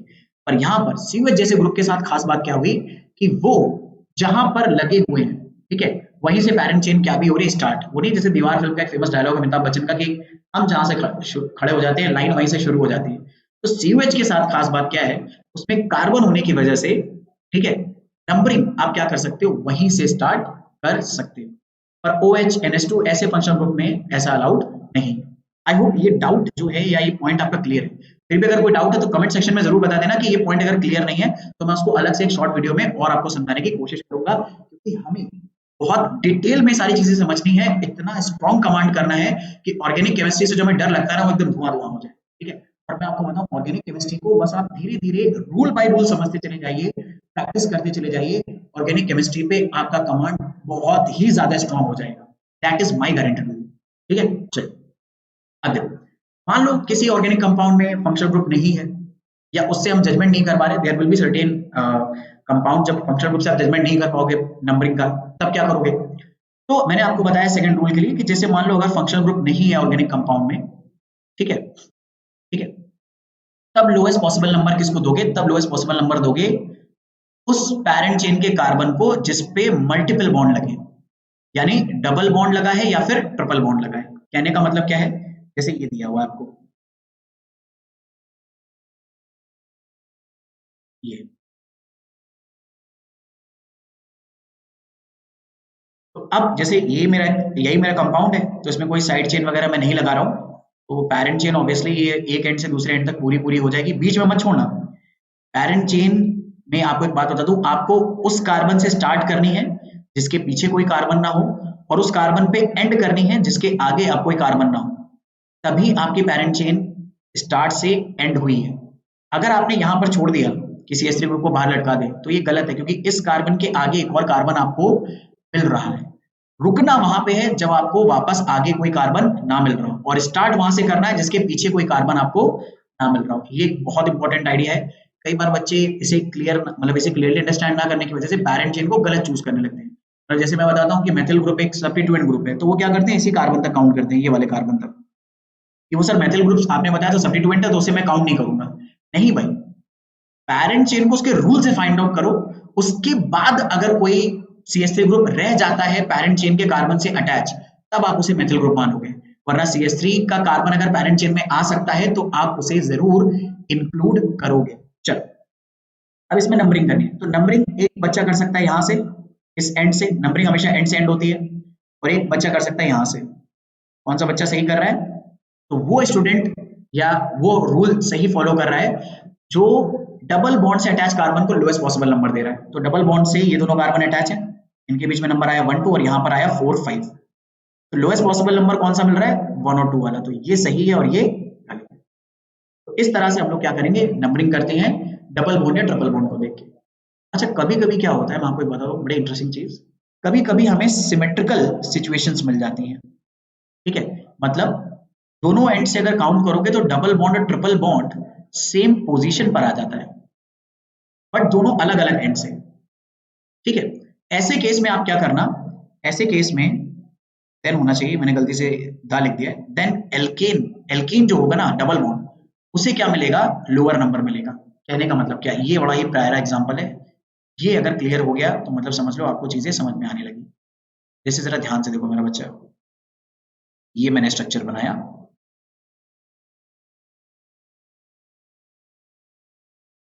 ठीक है, मैंने कहा इस कंपाउंड को हमें आईपीसी नेम देना है। अब इस कंपाउंड को आईपीसी नेम देना है तो पैरेंट चेन फाइंड आउट करनी है, तो पैरेंट चेन सबसे पहले स्टेप पैरेंट चेन, तो पैरेंट चेन तो स्ट्रेट ही चेन दिख रहा है, इस कार्बन के पहले कोई कार्बन नहीं है तो यहाँ से स्टार्ट करना है, और इस कार्बन के बाद में कोई कार्बन नहीं है तो इस कार्बन पे एंड करना है, ये होगी पैरेंट चेन। अब मैंने कहा इसे नंबरिंग को, अब इसे नंबरिंग देने के लिए कोई स्टूडेंट क्या कर सकता है, अरे सेलेक्ट हो जा भाई, हो जाता है। तो कोई स्टूडेंट यहाँ से नंबरिंग कर सकता है 1 2 3 4 5, और कोई यहाँ से कर सकता है 1 2 3 4 5। तो कौन सी नंबरिंग सही मानी जाएगी? तो जो स्टूडेंट ऊपर वाले से नंबरिंग कर रहा है वो कहेगा देखो मैंने डबल बॉन्ड को सबसे कम नंबर दिया है, तो नीचे वाला कहेगा कोई बात नहीं मैंने ट्रिपल बॉन्ड को दे दिया। अब दोनों में होगा झगड़ा, वो कहेगा कि देखो डबल बॉन्ड को मैंने यहाँ पर 1 नंबर दिया जिसकी वजह से ट्रिपल बॉन्ड 4 पे आ रहा है, यानी डबल बॉन्ड 1 पे आ रहा है और ट्रिपल बॉन्ड 4 पे आ रहा है। तो नीचे वाला कहेगा ठीक है, मेरी भी तो बात बिल्कुल वही हो रही है कि ट्रिपल बॉन्ड 1 पे आ रहा है और डबल बॉन्ड 4 पे आ रहा है, तो सही कौन है? तो ऐसे में कॉन्फ्लिक्ट को रिजॉल्व करने के लिए आईयूपीएसी ने रूल दिया कि यहाँ पर जब कभी भी दोनों जगह से, दोनों डिफरेंट एंड से नंबरिंग बिल्कुल सेम आने लगे, बिल्कुल सेम, जैसे 1 4 और 1 4 ही आ रही है, तो नंबरिंग कौन सी सही मानी जाएगी? वो नंबरिंग सही मानी जाएगी जहां से डबल बॉन्ड को लोएस्ट पॉसिबल नंबर मिलेगा। अब डबल बॉन्ड को इज्जत क्यों दी गई? दरअसल में डबल बॉन्ड की इज्जत नहीं है, इज्जत है इसके नाम की। डबल बॉन्ड होता है इन और ट्रिपल बॉन्ड होता है आइन। आईयूपीएसी ने एक बड़ा सिंपल सा कॉन्सेप्ट फॉलो करा कि जब भी इस तरह के रूल्स में कॉन्फ्लिक्ट आने लगे, ठीक है, जैसे यहाँ पर दोनों एंड से 1 और 4 पे ही डबल बॉन्ड और ट्रिपल बॉन्ड पड़ रहे हैं, तो तब हम प्रायोरिटी किसको देंगे? तब हम इज्जत देंगे उस क्या नाम है बॉन्ड को जिसके नेम में अल्फाबेटिकल ऑर्डर के हिसाब से वो पहले आ जाए। तो इन ई से स्टार्ट हो रहा है, आइन वाई से, तो अल्फाबेटिकली इन पहले स्टार्ट हो रहा है, तो हम इज्जत देंगे इन, तो इज्जत हमने इन को दी, तो ये वाली नंबरिंग जहां पे इन को लोएस्ट नंबर मिल रहा है वो सही हो जाएगा और ये वाली नंबरिंग रॉन्ग हो जाएगी, ठीक है। तो मतलब इस तरह के कॉन्फ्लिक्ट अगर हो कि दोनों जगह से बराबर बराबर नंबरिंग पढ़ने लगे, तो हम लोग क्या कहते हैं, डबल बॉन्ड को उसके अल्फाबेटिकल ऑर्डर की वजह से ज्यादा इज्जत दे देते हैं। अच्छा, यहाँ पर एक मिसकंसेप्शन हो जाता है कई बार बच्चों को, तो मैं दूर कर देता हूँ। वो एक ऐसा रूल सोच लेते हैं कि डबल बॉन्ड ट्रिपल बॉन्ड अगर कभी भी आएगा तो हमेशा डबल बॉन्ड को लोएस्ट नंबर देना है। नहीं नहीं, ये रूल तब होता है जब कॉन्फ्लिक्ट हो। जरा ध्यान से इस एग्जाम्पल को देखना ताकि आपका डाउट क्लियर हो जाए।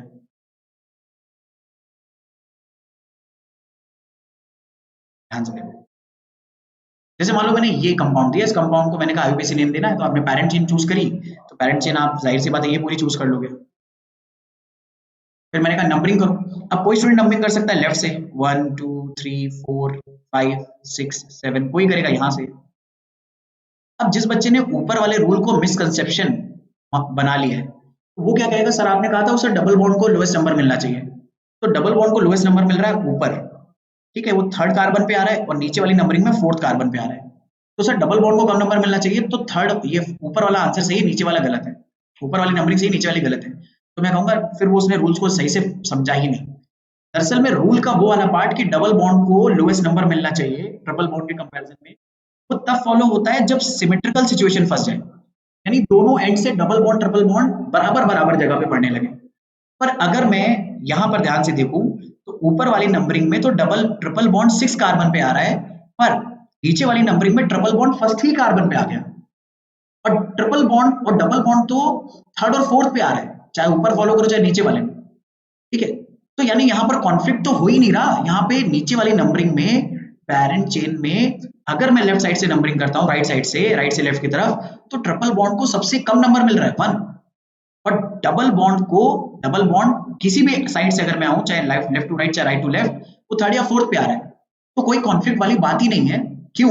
क्योंकि ट्रिपल बॉन्ड नीचे वाली नंबरिंग में पहले पड़ जा रहा है, तो ट्रिपल बॉन्ड अगर नीचे वाली नंबरिंग में पहले पड़ जा रहा है और डबल बॉन्ड के साथ कोई कॉन्फ्लिक्ट नहीं हो रहा, तो उसे इज्जत दी जाएगी, और ऊपर वाली नंबरिंग क्या रहेगी, रॉन्ग रहेगी।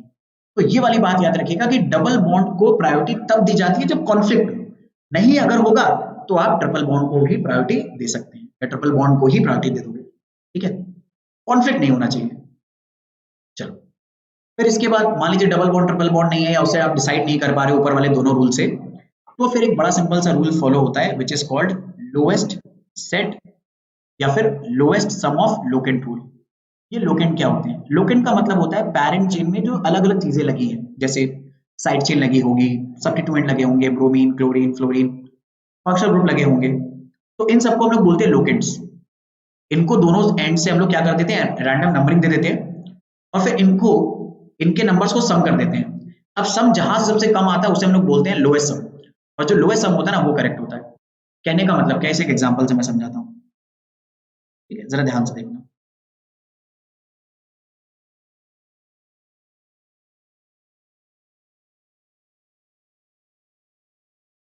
ये देखो एग्जांपल,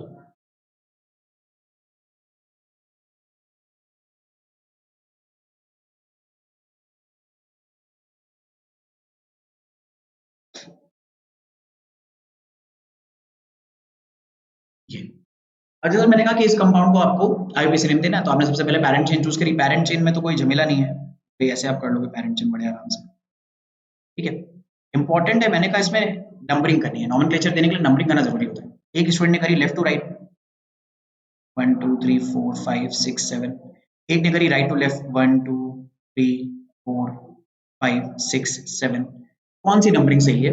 अब देखो डबल बॉन्ड दोनों जगह से 1 और 2 कार्बन पे ही आ रहे हैं, अगर आप ध्यान से देखो, ठीक है। अगर मैं आपको दिखाऊं हाइलाइटर से देख लो, ये देखो 1 और 2 पे यहाँ पर भी डबल बॉन्ड आ रहा है, और यहाँ से अगर हम लोगों ने नंबरिंग करी तो 1 और 2 पर यहाँ पर भी आ रहा है, और दूसरा वाला डबल बॉन्ड यहाँ 6 और 7 पे आ रहा है, और यहाँ पर भी 6 और 7 पे आ रहा है। डबल बॉन्ड दोनों जगह से सेम जगह पे आ रहा है, तो डबल बॉन्ड से हम लोग जजमेंट नहीं कर पाएंगे। तब जजमेंट कैसे करेंगे? तब हम लोग lowest set of locant rule follow करेंगे। उसमें क्या होता है, जैसे आप यहाँ पे डबल बॉन्ड से जजमेंट नहीं कर पा रहे हो नंबरिंग का, तब आप क्या करोगे, तब आप ये देखोगे जैसे ये सब्स्टिट्यूएंट है ब्रोमीन और क्लोरीन, इनकी जो पोजीशंस है, जैसे लेफ्ट टू राइट में ये आ रहा है थर्ड पे और ये आ रहा है फोर्थ पे, और इसके अलावा और कोई सब्स्टिट्यूएंट है नहीं, तो आप इनका सम कर दोगे, 3 + 4 आपने करा, ये कितना आ गया 7। ऐसे ही राइट टू लेफ्ट आ रहे हो तो राइट टू लेफ्ट में ये 4 और 5 पे पड़ रहा है, इनका सम कर दोगे।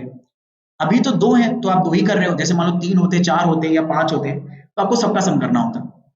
तो सम ये हमने क्या करा है, लोएस्ट सेट ऑफ लोकेंट निकाला है। ये क्या है, 3rd और 4 क्या है, Br और Cl की लोकेशन, और 4 और 5 क्या है, Br और Cl की लोकेशन नीचे वाले रूल से। तो इनमें से जो नंबर लोएस्ट आएगा, वो जिस केस में लोएस्ट आ रहा है वो नंबरिंग क्या है सही, तो लोएस्ट नंबर 7 वाला आ रहा है, यानी lowest set of locant rule ऊपर फॉलो हो रहा है नीचे नहीं, ऊपर वाली नंबरिंग यानी लेफ्ट टू राइट वाली नंबरिंग सही और राइट टू लेफ्ट वाली गलत है।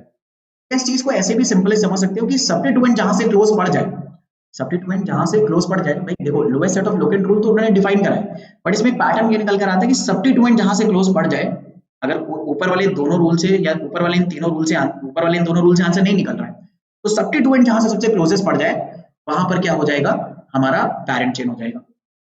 पर जैसा कॉन्फ्लिक्ट डबल बॉन्ड और ट्रिपल बॉन्ड में हुआ था, कई बार सेम कॉन्फ्लिक्ट किसमें हो जाता है, सब्स्टिट्यूएंट में हो जाता है। ये सब्स्टिट्यूएंट दोनों एंड से क्या पड़ जाएंगे, सेम जगह पे पड़ जाएंगे, तब पैरेंट चेन आप कैसे ढूंढ करोगे।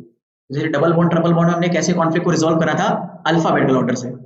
इन ई से स्टार्ट हो रहा था और आइन वाई से स्टार्ट हो रहा था। इन अल्फाबेटिकली पहले आता था, तो हमने कहा कि हम लोग इन को पहले प्रायोरिटी देंगे, लेकिन जब कॉन्फ्लिक्ट होगा तब, जब तक कॉन्फ्लिक्ट नहीं है तो यानी दोनों एंड से दोनों डिफरेंट डिफरेंट नंबर पे आ रहे हैं, तो जो लोएस्ट होगा उसको फॉलो करोगे। ठीक है, बात समझ में आई ना। ठीक है, अरे देखो समझो कहने का मतलब क्या है। जैसे मान लो ये मैंने दिया स्ट्रक्चर, ये वाला मैंने कहा इसको आपको पैरेंट चेन को नंबरिंग देनी है, तो पैरेंट चेन तो ये हो जाएगी। नंबरिंग करने का मतलब आया, तो अगर मैं लेफ्ट टू राइट जाता हूं तो ये 1 2 3 4 5 6, और राइट टू लेफ्ट में 1 2 3 4 5 6। तो यहाँ पर 1 और 2 में ही डबल बॉन्ड आ गया, जबकि यहाँ पर 1 और 2 के बीच में सिंगल बॉन्ड है, कुछ है ही नहीं। तो नो डाउट डबल बॉन्ड को ही इज्जत दे दोगे। ठीक है, डबल बॉन्ड को हम लोग क्या दे देंगे, इज्जत दे देंगे। ट्रिपल बॉन्ड के बारे में फिर सोचना ही नहीं, डबल बॉन्ड को इज्जत दे दी तो यहीं से हम लोग स्टार्ट कर देंगे। ठीक है, लेकिन अगर दोनों सेम जगह पर आ जाते हैं, जैसे कि मैंने आपको इस एग्जांपल में बताया था पहले, दोनों अगर सेम जगह पर आ जाए, देखो ये भी यहां से अगर करेंगे तो 1 2 3 4 5, ऊपर वाली नंबरिंग में डबल बॉन्ड आ रहा है 1 और 2 पे, और ट्रिपल बॉन्ड आ रहा है 4 और 5 पे। नीचे वाली नंबरिंग जो राइट टू लेफ्ट कर रहे हैं उसमें ट्रिपल बॉन्ड आ रहा है 1 और 2 के बीच में, और डबल बॉन्ड आ रहा है 4 और 5 के बीच में। तो चाहे ऊपर वाली नंबरिंग फॉलो करें, सेम ही टाइप के नंबर पढ़ रहे हैं, नीचे वाली नंबरिंग फॉलो करें तो भी सेम टाइप के नंबर पढ़ रहे हैं, बस ऊपर डबल बॉन्ड को पहले प्रायोरिटी मिल रही है और नीचे ट्रिपल बॉन्ड को। इस केस में कॉन्फ्लिक्ट में रूल ये कहता है कि डबल बॉन्ड को इज्जत मिलेगी और ट्रिपल बॉन्ड को नहीं। इज्जत क्या है, अल्फाबेटिकल ऑर्डर में इन पहले आता तो उसे आप प्रायोरिटी दोगे। सिमिलरली अगर जरा ध्यान से देखो, जैसे यहां पर बी आर लगा दूं मैं और ये एक कंपाउंड में बना दूं, यहाँ Cl लगा दो और यहाँ CH3 लिख दो। मैंने कहा इसमें पैरेंट चेन फाइंड आउट करो और नंबरिंग करो, तो पैरेंट चेन आपने ये फाइंड आउट कर ली। ठीक है, अब आपने करनी है नंबरिंग। तो नंबरिंग कैसे करोगे, नंबरिंग के लिए आप अगर लेफ्ट से राइट करते तो ये 1 ये 2 ये 3 ये 4 ये 5, और यहां से करते तो ये 1 ये 2 ये 3 ये 4 ये 5।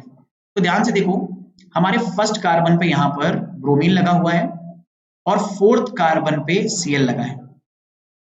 नीचे से अगर नंबरिंग करेंगे तो फर्स्ट कार्बन पे कुछ भी नहीं है, पहली जो चीज लगी है वो सेकंड ही कार्बन पे लगी है।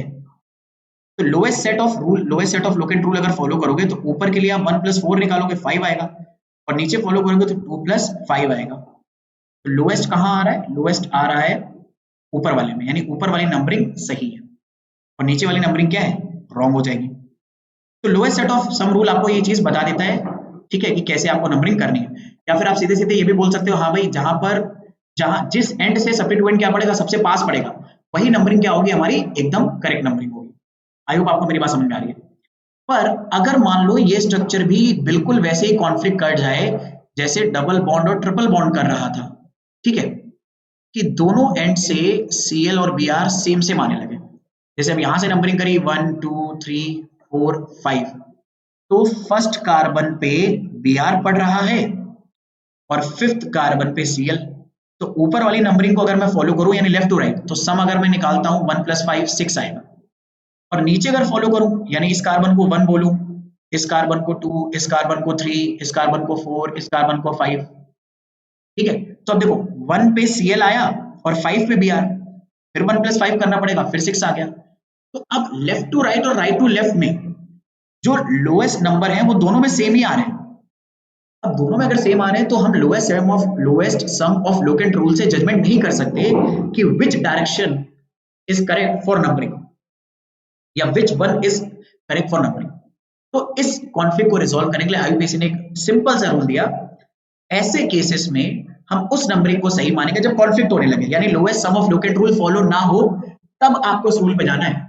सबसे पहले इस रूल पे जंप मत कर जाना, ठीक है, तब जब lowest sum of locant rule fail हो जाए तब इस रूल पे जाना। अब रूल क्या है, इनमें से वो नंबरिंग सही मानी जाएगी जिसमें उस कार्बन को लोएस्ट नंबर मिला है जो अल्फाबेटिकल ऑर्डर के हिसाब से पहले आने वाले सब्स्टिट्यूएंट से अटैच है। जैसे भाई ब्रोमीन को अपन बोलेंगे ब्रोमो और क्लोरीन को अपन बोलेंगे क्लोर। तो पहले नंबरिंग किसकी सही है, मतलब अल्फाबेट में पहले कौन आ रहा है, अल्फाबेट में आ रहा है ब्रोमो पहले। तो कॉन्फ्लिक्ट अगर हो रहा है यानी दोनों जगह से सिमेट्रिकल चीजें पढ़ रही हैं, तो आप उस नंबरिंग को सही मानोगे जिसमें अल्फाबेटिकल ऑर्डर में आने वाला ग्रुप पहले लगा हुआ है। तो वो किसमें लगा हुआ है, वो लगा हुआ है ऊपर वाली नंबरिंग में सही। ब्रोमो सब ऊपर सही लगा, नीचे 5th पोजीशन पे लगा है। ऊपर वाली नंबरिंग सही मानी जाएगी और नीचे वाली रॉन्ग मानी जाएगी। तो मैं आपको बता दूं यहाँ पर जितनी भी क्रूशियल चीजें हो सकती थी नंबरिंग को फॉलो करने वाली, वो मैंने आपको बताई हैं। पर मैं आपको बताऊं साइक्लिक कंपाउंड्स में नंबरिंग करने में भी थोड़ा सा और ट्रिक्स का हमें या थोड़ी थोड़ी और छोटी छोटी बातों का हमें ध्यान रखना होता है, ठीक है। तो उसे हम लोग समझेंगे नेक्स्ट क्लास में, ठीक है। फिलहाल के लिए हम लोग क्या करते हैं कि कुछ पर्टिकुलर क्वेश्चंस हैं जो मैं आपको प्रैक्टिस के लिए दे दे रहा हूँ, ठीक है। इसका भाई स्क्रीनशॉट ले लीजिएगा आप लोग प्रैक्टिस करने के लिए। नंबरिंग वगैरह और पैरेंट चेन फाइंड आउट करना ये जरूर करिएगा, ठीक है। तो ब्लैक स्क्रीन पे आ जाते हैं, इसका स्क्रीनशॉट ले लीजिएगा भैया प्रैक्टिस के लिए, ठीक है। होमवर्क क्वेश्चंस प्रैक्टिस के लिए, क्योंकि प्रैक्टिस नहीं करेंगे तो मजा नहीं आएगा। तो मैं आपको दो चीजें प्रैक्टिस करा रहा हूँ कि भाई आप दरअसल में प्रैक्टिस करो किसको भी, ऑनलाइन स्ट्रक्चर को भी, ठीक है। तो पैरेंट, देखो नाम नहीं देना अभी बस क्या काम करना है, पैरेंट चेन और नंबरिंग करनी है, पैरेंट चेन एंड नंबरिंग, ठीक है। सेकंड जो है, ठीक है, वो हमारे पास क्या हो जाएगा, सेकंड स्ट्रक्चर हो जाएगा हमारे पास कुछ इस तरह का। अगर मैं लेकर देता हूं तो लाइक दिस, ये हो गया, यहाँ पर OH लगा दिया, यहाँ पर COH लगा दिया। सिर्फ पैरेंट चेन को फाइंड आउट करना और नंबरिंग करनी है, ठीक है, और कुछ नहीं करना। पैरेंट चेन को फाइंड आउट करना और नंबरिंग करनी है, ठीक है। चलो ये कैसे बना लिया,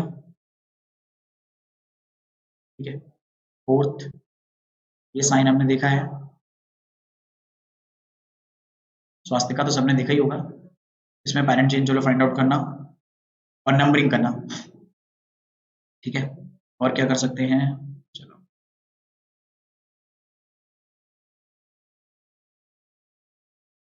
COH and COH, parent chain and numbering, parent chain and numbering सबके आप लोग पैरेंट चेन और नंबरिंग जरूर फाइंड आउट करेगा बेटा। इसे नेक्स्ट क्लास में पहले हम लोग डिस्कस करेंगे और फिर आगे साइक्लिक कंपाउंड में कैसे पैरेंट चेन फाइंड आउट करते हैं और कैसे हम लोग उसमें नंबरिंग करते हैं और फिर नॉमेनक्लेचर कैसे देना है, उसके जो रूल्स हैं उससे हम लोग समझेंगे। पर मैं आपको बता दूं मैंने आपको ऑलमोस्ट सारे रूल बता डाले हैं मेरा बच्चा, ठीक है, पैरेंट चेन में नंबरिंग वगैरह करने के, ठीक है।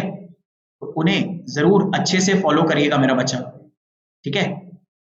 चलो इन 6 कंपाउंड्स में आप आइडेंटिफाई करना कि कैसे पैरेंट चेन को फाइंड आउट करोगे, क्या होगी पैरेंट चेन और क्या होगा उसमें नॉमेनक्लेचर। इसका स्क्रीनशॉट ले लीजिएगा जरूर मेरा बच्चा, क्योंकि ये ब्लैक स्क्रीन पर है तो आपके नोट्स में नहीं आएगा। हाँ नोट्स की चिंता मत करिएगा, नोट्स आपको PDF फॉर्म में डिस्क्रिप्शन में लिंक के थ्रू मिल जाएंगे, तो आप नोट्स को आराम से डाउनलोड कर सकते हो। जो भी बातें मैंने आपको बताई हैं वो प्रॉपर्ली आपको मिल जाएंगे। तो अगली क्लास में, नेक्स्ट क्लास में जरूर कनेक्ट होइएगा अगर आपको प्रॉपर्ली समझना है कि साइक्लिक कंपाउंड्स को नॉमेनक्लेचर देते टाइम कैसे उसकी नंबरिंग करी जाती है, कैसे उसका पैरेंट चेन फाइंड आउट करा जाता है। वो बहुत ही क्रूशियल है, मतलब साइक्लिक कंपाउंड में सबसे ज्यादा मिस्टेक्स होती हैं, इसलिए आते भी वही हैं ज्यादातर, ठीक है। तो इसलिए नेक्स्ट क्लास में जरूर कनेक्ट होइएगा। See you in the next class, till then take care, ठीक है। सब लोग भाई नेक्स्ट क्लास में मिलते हैं, बाय बाय एवरीवन।